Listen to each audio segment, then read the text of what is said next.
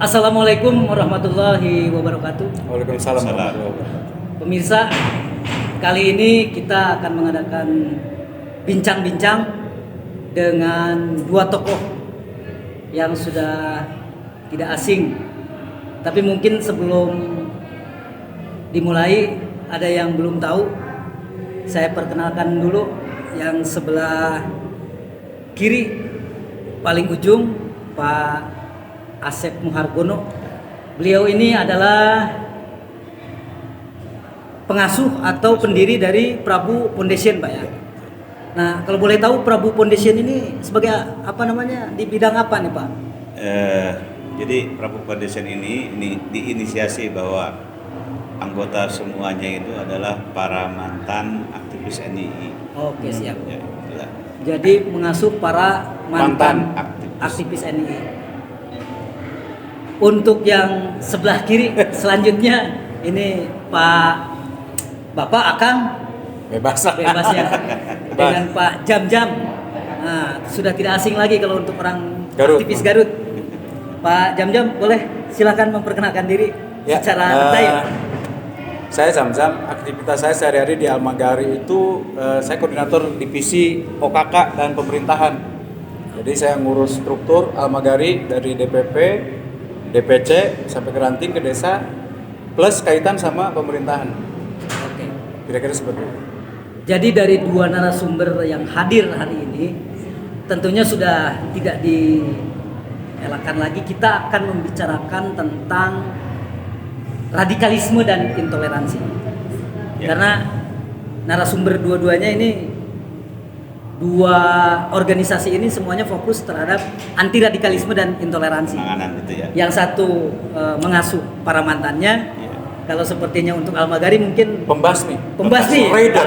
Raider. Juga mungkin preventif Pak ya. Preventif. Oke, siap. Kita langsung nih Pak Asep Muhargono. Ya. Mungkin publik secara umum ini belum ini radikalisme dan intoleransi itu sebenarnya kalau boleh gitu Pak, Ya. mendefinisikannya biar lebih memahami dulu nih Ya. sebelum masuk ke inti obrolan Ya. tentang radikalisme dan intoleransi ini apa? Ya. Mangga Pak. Ya, terima kasih. Alhamdulillah nih saya diberi kesempatan hadir di DPP ini, lalu sangat luar biasa sekali. Tadi apa yang disampaikan Akang bahwa pada pengertian radikalisme itu orang kan ingin punya cita-cita ingin merubah sesuatu yang dia inginkan menurut ideologi yang dia minat, Ya. ya kan? Radikal itu kan radik itu cepat gitu. Radikal itu cepat, jadi ingin mengubah situasi Dengan instan. dengan instan. Makanya dilakukan dengan segala cara tanpa ada Proses. tanpa ada proses dan segala hal terkait kesopanan, kesantunan itu ditabrak semua ya, sehingga berdampak kepada ya itu tidak sesuai lah dengan budaya ataupun apalagi agama ya, kehidupan di negara ini. Jadi kalau boleh saya langsung percepat nih Pak. Ya. Jadi perubahan proses ini lebih radikalisme dan intoleransi ini terhadap negara. Negara ya betul. Lebih kepada bentuk gitu ya. Iya. Bentuk Undang-undang negara. Oh, ya. Ingin Bentuk negara. negara ini berubah Ya, gitu. Tidak harus seperti berubah. yang saat ini. Ya. Oke, siap. Nah, ini ketika berbicara ini kan yayasan Prabu Foundation ya. Prabu Foundation, ya. Prabu Foundation ini kan mantan NII. Iya. Mantan aktivis NII. Iya. Itu kalau boleh tahu, kalau bicara tentang mantan NII ini mantan tahun berapa nih Pak? Nah, kalau saya sendiri itu mulai tahun 1987 ya. Dari 80-an ya? Masih pemuda itu. Oh iya, saya masih SD Pak. Ya. Karena gini, di masa-masa makanya yang banyak terekrut ini masa-masa SMA kelas 2, kelas 3, kelas 1 itu pemuda-pemuda itu sedang mencari jati diri sehingga diperlihatkan sesuatu yang menarik dia ikut tanpa didasari dengan pemahaman, tanpa nanya, karena pola NII ini lebih mengarah kepada doktrinasi. bukan pengilmuan ya, doktrinasi. Jadi Doktrin.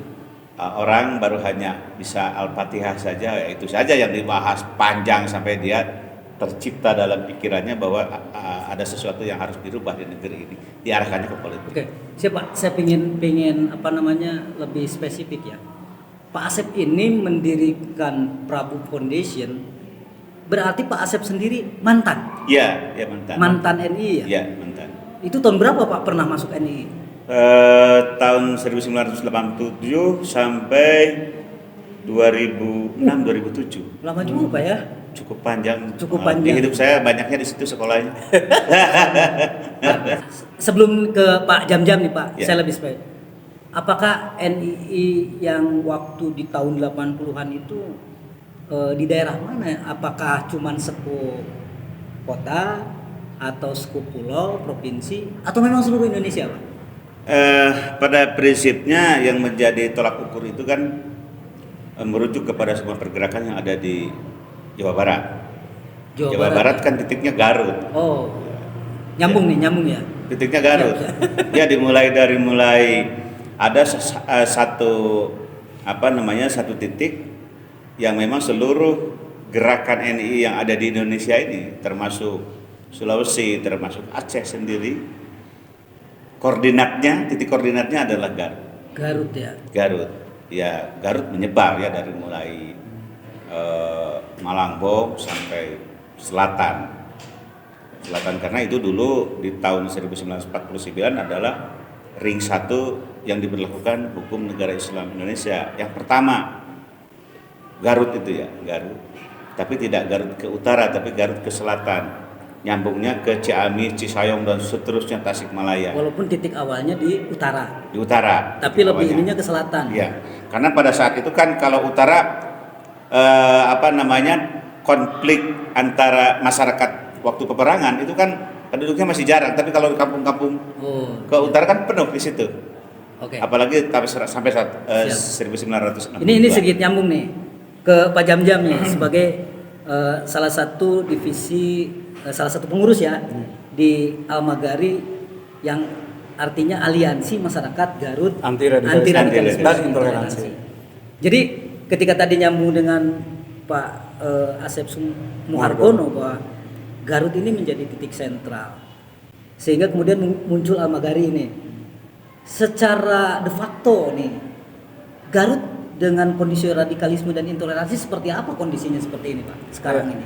Jadi gini Bang, sebelum ke situ, saya tadi ingin nyambung dulu nih apa yang disampaikan oleh Pak Asep. Jadi kita juga harus pahami dulu nih sebetulnya apa radikalisme, apa intoleransi yang selama ini memang sudah digaungkan oleh pemerintah, juga oleh Almagari, tapi juga mungkin masyarakat awam ini belum sepenuhnya paham. Betul. Apa sebetulnya yang dimaksud radikalisme dan intoleransi. Nah, dalam pemahaman kami, dalam satu ketatanegaraan kita bicara ketatanegaraan. Jadi dalam satu tata kenegaraan ini, radikalisme intoleransi ini ada dalam satu gambar besar. Betul. Gambar besarnya adalah ekstremisme. Ekstremisme itu kalau secara sosiologis dikategorikan ke dalam violent behavior. Jadi sesuatu perbuatan yang menyimpang dari norma berlaku umum Hari ini ya, yang berlaku umum. Oke, jadi norma yang berlaku umum. Norma ini kan bisa norma masyarakat, norma adat, norma hukum, norma agama, kan seperti itu. Nah, ketika ada satu pemikiran, satu keyakinan, satu tindakan, satu sikap yang bertolak belakang, bahkan melawan norma yang berlaku umum, nah itu sebetulnya kita bisa kategorikan radikalisme dan intoleransi. Nah, itu disebut dengan perbuatan-perbuatan atau sikap-sikap yang ekstrim. Ekstrim itu berbeda, menyimpang dari kebanyakan. Nah, ekstrim ini bisa terdiri dari 3 jenis yang kita gambarkan dalam satu pohon. Pohon ini kan terdiri dari akar, kemudian batang dan daun. Nah, akarnya ini adalah radikalisme tadi. Radikalisme itu adalah pola pikir yang kaku, kemudian yang keras, yang tidak dapat menyesuaikan dengan lingkungan. Jadi radik itu kan akar tadi ya, akar atau dasar. Jadi kalau berpikir radikalisme, contoh gini, misalnya dalam pemahaman agama kita nih ya, dalam pemahaman agama Islam, hukum yang berlaku di negara Arab umpamanya, kalau pidana pencurian kan potong tangan. Ya. Nah, pemahaman seperti itu, ini ingin diterapkan di Indonesia oleh orang-orang yang memang berpikir keras atau kaku tadi. Iya.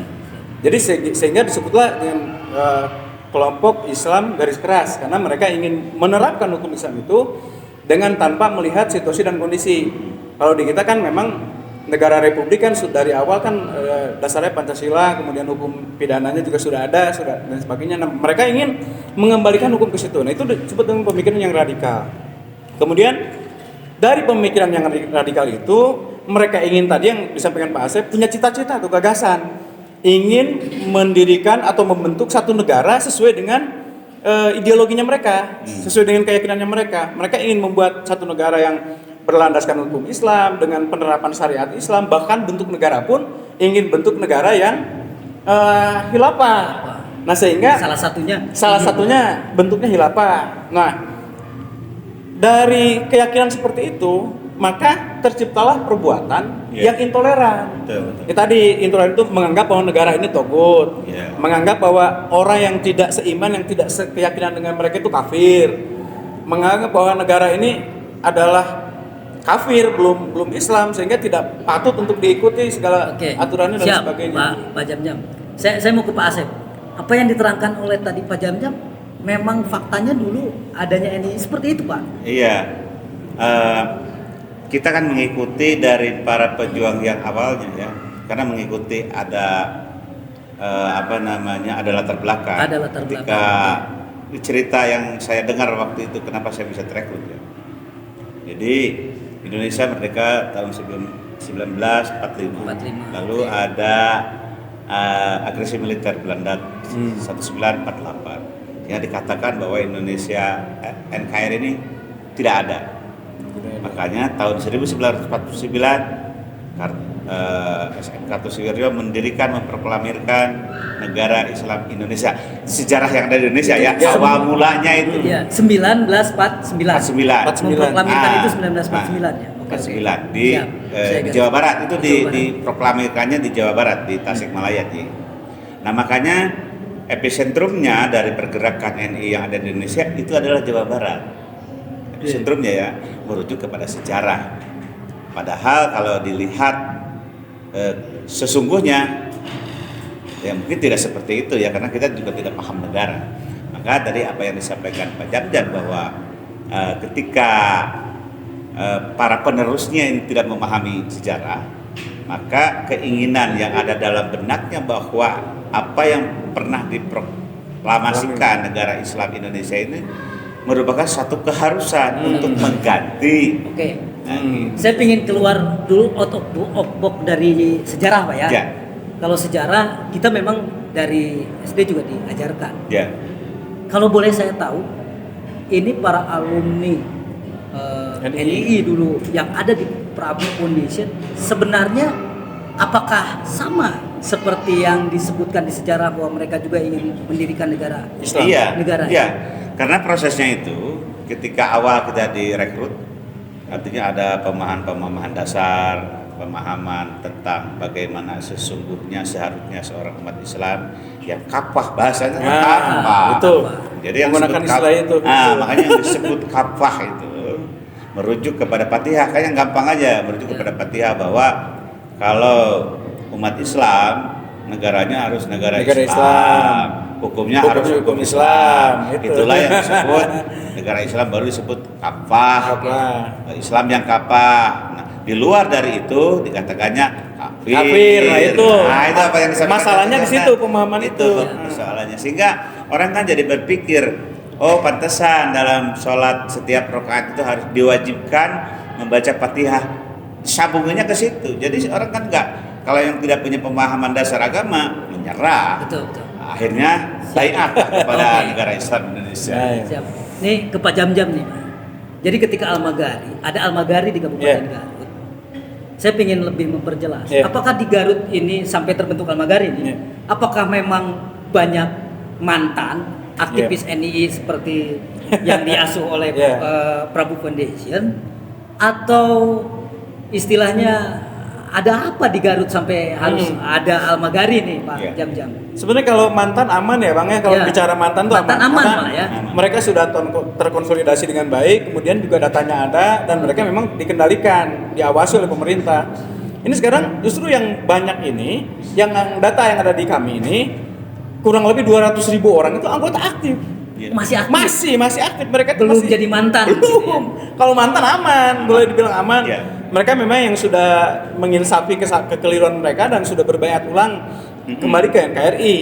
Nah sekarang pun Al-Magari sudah beberapa kali tuh kita deklarasi dari kita Cabut bayat lah cabut katakannya. bayat. Jadi ada masyarakat anggota NII yang mereka sudah menyadari kekeliruan dan kesadarannya atas beberapa motivasi ya. Iya. Ada yang karena mereka diberatkan oleh infak kan. Iya. Oleh NII kan mereka diwajibkan infak kan. Ada pendapatan, pengeluaran, semuanya ada infaknya. Nah, ada karena akibat itu mereka sadar dan ingin kembali ke NKRI karena diberatkan dan sebagainya. Nah, sampai hari ini sekitar 700 orang itu sudah berbaiat. Beberapa kali acara tuh. Iya. 700 orang. 700 orangan sudah berbaiat kembali ke NKRI. Mungkin kita juga banyak ya dokumentasi Iya. acara-acara kita. Nah, sekarang ini kan mereka menyebar nih di hampir 42 kecamatan di Kabupaten Garut. Di tiap kecamatan Hampir dipastikan ada. Hampir hanya satu kecamatan yang masih bisa dibilang masih clear. Ya. Itu pun cuma ada beberapa keluarga aja yang memang terindikasi ada merupakan bagian dari kelompok NII Iya. di Garut. Tapi sisanya di 42 kecamatan itu bahkan Iya. di daerah selatan tuh ada yang 8.000 orang satu kecamatan. Ada yang Tadi menarik nih Pak Banyak. Jam, ketika berbicara ada sekitar 200.000 orang. orang yang diduga terindikasi. terindikasi NII Iya. aktif. Itu mendeteksinya gimana Pak? 200.000 Nah. orang ini datanya dari mana gitu? Nah, sebenarnya kalau saya penasaran gitu. ini kan jaringan yang kayak gini kan jaringan bawah tanah ya. Oke. Jadi ini kan karena organisasi tanpa bentuk nih. Betul. Identitasnya nggak ada, kemudian juga keberadaannya juga nggak jelas dan nah ini mereka hanya kita identifikasi dari ciri-ciri kelompoknya. Ya. Kan biasanya mereka itu akan berkumpul dengan sesama kelompoknya, tidak Betul. mau bercampur dengan orang lain. Betul. Nah dari dasar itu, dari kelompok-kelompok itu kita bisa hitung. Umpamanya di kelompok kampung ini, desa ini, yang pengajiannya setiap hari ini, nah mereka yang memang selalu menggaungkan tentang perjuangan jihad-jihad untuk Jihad, menegakkan iya, negara betul. Islam, itu ada berapa orang di situ. Kemudian mereka yang setia berinfak. Ya. Nah dari situ, itu kan dari keterangan para mantan juga dari Iya. mereka yang sudah berbaiat, Betul, itu, Pak. yang sudah Hanya berbicara insaf. gitu ya. Iya. Itu Nah kan dia mereka masih- bicara tuh di kelompoknya itu ada berapa orang tuh yang suka berkumpul. Dan caranya begitu aja. Iya. Simple sebenarnya. Oke. Logis ya. Logis. Oke, Iya. tadi bicara nih ke Pak Muhargono lagi Pak. Jadi ketika tadi ada infak, ini kan lebih detail ya. Ya. Memang kalau boleh saya tahu nih waktu masih aktif di NI ini, Ya. Pak. Secara struktur batang tubuh dan juga perilaku di sana itu di waktu itu seperti apa sih sebenarnya? NI itu apa gitu? Jadi Ya. bukan soal masalah oke lah kalau masalah negara oke. Ya. Tapi maksud saya dalam hal mereka, anggaplah mereka kan berjuang, ceritanya Betul. kan judulnya berjuang. Ya. Ini dalam melakukan menuju ke perjuangannya itu seperti apa sih? Nah, Pak? Ya, itu kan jelas kalau dalam satu perjuangan ada tujuan, Oke. ada program. Ada program juga. Ada ya? program. Makanya program dirubahnya Undang-Undang Dasar Negara Islam PDP. Nah, itu setelah tahun 1996 diganti kepemimpinan dari Pak Adah Jalani ke Panji Gumilang, itu ada Perpu, perubahan perundang-undangan. Memang wujudnya memang jelas Pak. Sudah punya undang-undang sendiri. juga ya. Ya, Perpu. Kalau Luar Perpu kan biasa, sudah luar biasa. berarti pergeseran kepemimpinan dalam sebuah struktur negara. Berarti apapun yang akan dioperasionalkan oleh pasukannya itu harus merujuk nyandar kepada program pencapaian sampai putuh kan ceritanya, sampai bisa mengalahkan Republik ini. Nah, di situ. Jadi bahasa negara Islam Indonesia itu bukan isapan jempol, memang sudah menjadi sebuah negara Sudah, ya. sudah. Di situ ada maksudnya kalau bicara mempelajari tata negara, yang disebut negara itu kan berarti ada wilayah, Iya. ada Iya. masyarakat, Ada pemerintahan. ada pemerintahan. Iya. Itu memang sudah terstruktur gitu ya. Garut saja sudah sampai Watan, berarti RT bahkan Watan. Sampai sudah RT. sampai RT. Artinya Luar biasa. kecamatannya penuh, kabupatennya Garut ya, Oke. kecamatannya penuh, desanya penuh, udah sampai RT. Jadi udah penuh. Kalau saya dulu pengkodean, jadi tidak dialamatkan nama suka resmi RT kan enggak, dia Ya. pakai kode. Kalau Jawa Barat tuh kodenya 7. Ya, 7.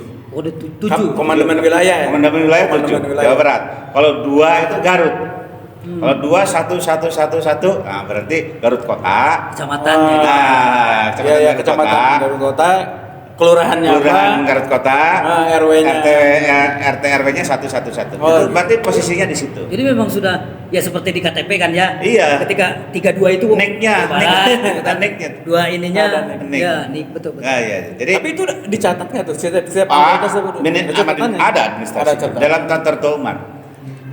Terakhir dulu saya berhenti dari memimpin Jawa Barat itu Garut itu sudah hampir 28.000 aktivis ya, bukan umat, Bukan umat. aktivis. Itu, Aktivis itu kan yang menggerakkan pemimpin. Itu laki-laki semua. Siap. Kalau dihitung dengan anaknya, istrinya, Ya, dengan Jadi, ya, itu keseluruhan anggota bisa 200.000 Ya, tadi. ya, makanya sangat rasional apa yang disampaikan Hari oleh ini Pak Jam 200.000, tadi ya. bahwa sampai hari ini mencapai Ya, sekitar 200.000 orang. Siap. Ya. Saya ke Pak Jam-Jam lagi nih ya. Oke.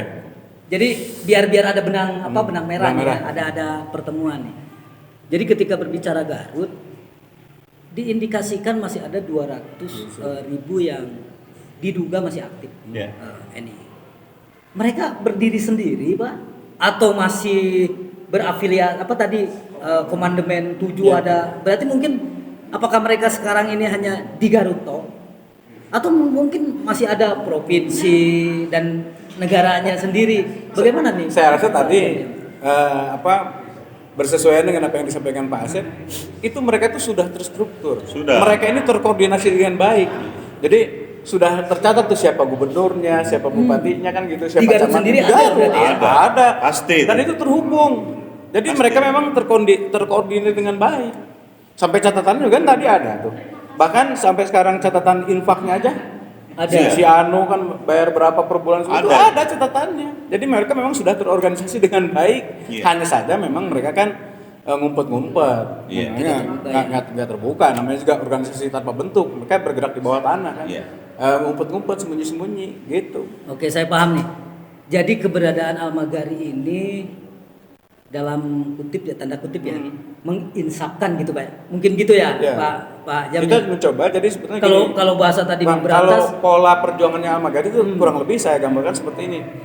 Kita ini lebih kepada pergerakan untuk merekayasa lingkungan. oke. Jadi rekayasa lingkungan itu dari sisi regulasi. Kan kemarin kita dorong Perda Kehidupan Toleransi Bermasyarakat di Kabupaten Garut, Ya, Perda ya. 14 2022. Nah, itu sampai mana Pak? Perdanya sudah terlaksana? Itu sudah terlaksana. Inisiatif Maksudnya kita sudah diperdakan? Sudah diperdakan. Sudah diterapkan? Nah, yang saya dengar terakhir itu, jadi itu sudah ditetapkan sebagai Perda 14 2022 tentang penyelenggaraan toleransi kehidupan bermasyarakat di Kabupaten Garut. Tapi langkahnya sekarang itu belum disosialisasikan ke masyarakat, ke stakeholder bahkan di jajaran Prokopimda pun belum tahu, belum disosialisasikan. Bahkan terakhir kabar yang saya dengar itu memang belum dilembar negarakan. Jadi memang ini belum berlaku efektif gitu. Sekarang masih di bagian hukum katanya. Masih dalam tahap pengajuan untuk disahkan Iya. oleh provinsi ya. Saya satu pertanyaan lagi buat Al-Maghari. Jadi kalau sepertinya tadi dari cerita Pak Asep Argono, juga keberadaan Al-Maghari, langkah konkret Al-Maghari baik hari ini atau ke depan dalam tema ini, tema radikalisme dan intoleransi dengan 200.000 ini mau seperti apa nih Al-Maghari ke depan? Jadi kalau kerangka perjuangan tadi saya sambung ya. Kita ini ada langkah preventif, langkah pencegahan nih. Kita adakan sosialisasi pilar-pilar kebangsaan tuh untuk penguatan wawasan kebangsaan. Untuk anak sekolah di kalangan santri, kemudian di kalangan karyawan, bahkan di kalangan ASN, bahkan di kalangan TNI Polri pun kita lakukan sosialisasi karena masuknya paham radikal ini biasanya tanpa disadari. Betul. Itu bisa siapa saja bisa terpapar. Betul, Makanya Pak. kita lakukan sosialisasi. Iya. Jadi ciri-ciri apa tuh yang sebenarnya terkategori radikal, intoleran? Iya. Nah, itu kita sosialisasi. Yang kedua, setelah tahapan preventif kita juga tahapan kuratif. Kuratif tadi, jadi penyembuhan tuh untuk mereka yang sudah terpapar, kemudian kita sampaikan pemahaman yang benar tentang kehidupan berbangsa dan bernegara. Nah, dari situ biasanya mereka menyadari kekeliruan. Saya ini ternyata setelah berbaiat ini, saya tuh masuk kelompok intoleran, kelompok radikal, bahkan masuk kelompok teroris. Nah, ketika menjadi kesalahan, dia langsung keluar berbaiat. Nah, itu langkah yang kuratif. Kemudian ada rehabilitatif. Rehabilitatif tadi pembinaan, kayak misalnya tadi udah disampaikan Pak Asep. Jadi mereka para mantan ini kita konsolidasi, kemudian kita berikan pembinaan-pembinaan. Bahkan kita salurkan untuk pengembangan atau pemberdayaan. Jadi ada pemberdayaan ekonomi, pemberdayaan sosial dan sebagainya lah kita kembangkan. Nah, yang terakhir ini ada upaya represif. Kayak kemarin ada satu kasus di selatan, salah satu pengurus Al-Magari, bagian keluarga besar Al-Magari, karena dia itu dulu mantan BEAT, Pak Asep, mantan dari kelompok BEAT NII. Dia memaparkan keberadaan di selatan, kemudian mendapatkan ancaman tuh kemarin. Iya, pasti. Diancam oleh kelompok yang terindikasi NII. Nah, ketika diancam itu kan itu sudah masuk wilayah pidana kan. Nah, langkah represif ini yang keempat itu kita tempuh upaya hukum. Kita laporan kemarin ke Polres Garut untuk dilakukan penindakan sesuai dengan kesalahannya gitu. Ya, saya tambahkan juga. Jadi gini, kalau orang yang sedang dalam pembinaan NII, dia kalau sudah menemukan celah untuk bisa berhenti, ketahuan nih bahwa ini nggak jelas, itu harus ada sandaran, artinya minta tolongnya kemana, lembaga mana. Kalau ke polisi nggak mungkin, ke MUI apalagi ngerti persoalannya, apalagi ke lembaga-lembaga misalnya ke NU nggak mungkin juga. Nah, harus ada yang seperti Al-Magari ini. Ke BNPT kejauhan gitu Pak. Ya, ke BNPT juga kalau tanpa ini mah Masyarakat nggak paham. Masyarakat nggak paham. Nah, makanya lembaga seperti Al-Magari inilah justru yang paling dekat mampu menjadi sandaran mereka untuk keamanan. Sebab ketika dia mengajukan mundur, kan hukumannya berat. Berarti lari dari perang, harusnya dibunuh, darahnya halal dan lain sebagainya. Itu. Nah, kalau ada benteng, kalau ada benteng seperti Al-Magari ini, dia cukup nyaman dan akan berani melakukan istilahnya melawan lah ya. Melawan. Kalaupun diancam itu, walaupun diaman, di belakangnya ada lembaga yang bekerja untuk khusus seperti ini. Karena organisasi yang seperti Al-Magari ini nggak ada di Indonesia, mungkin yang bukan mantannya baru Al-Magari kalau saya. Iya. Saya ke Pak Asep Muhargono nih. Kalau bicara menjadi mantan pasti adanya perubahan pemikiran lah ya. Yang saya ingin Pak ketika jadi NII di tahun 87 sampai 2000 sekian ya. Saya ingin tahu hal yang unik atau nyeleneh gitu ya. Ketika Bapak berada di komunitas tersebut, apa sih yang itunya sampai sekarang masih teringat Pak? Mungkin ada yang bisa disampaikan ke pemirsa. Memang banyak hal artinya kan gini, sisi lain bahwa di Indonesia ini kan banyak lembaga-lembaga, banyak seperti NU, ada Muhammadiyah, ada ormas gitu ya, Islam ya, Persis dan sebagainya. Justru mereka itu ngambilnya dari orang-orang dari sana. Nah, tetapi mohon maaf karena ketika misalnya awalnya aktif di satu lembaga LSM di keagamaan, ketika direkrut dia nggak bakal lagi lapor ke lembaganya yang asalnya. Misalnya kalau dari NU itu lapor kan nggak bakalan itu. Ya makanya pentingnya tadi ada Al-Magari. Makanya kita cara merekrut kita memang asik gitu lah. Asik. Mana? Asik.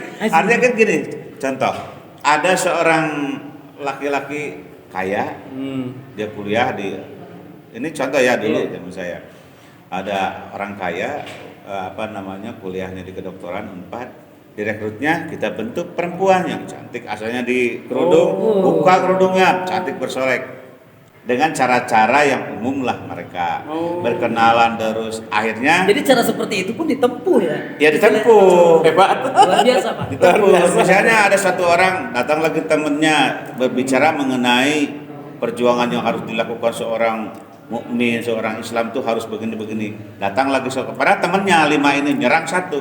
Nah kalau yang satu ini udah kena kan kemana-mana orang sudah penuh otaknya bahwa perjuangan NII, perjuangan melawan hukum negara Republik ini seolah-olah bahwa ini tidak sah, tidak sesuai dengan dengan kolbunya, dengan apa yang dia lakukan ibadahnya tidak akan Jadi diterima. cara merubah mindsetnya itu ada ya dari soal masalah tadi ya. Iya. Di brainwash. Jadi ada Di brainwash. proses brainwash. Apalagi ngobrolnya dihadapkan dengan wanita cantik, Wah, itu. makin luar biasa ya.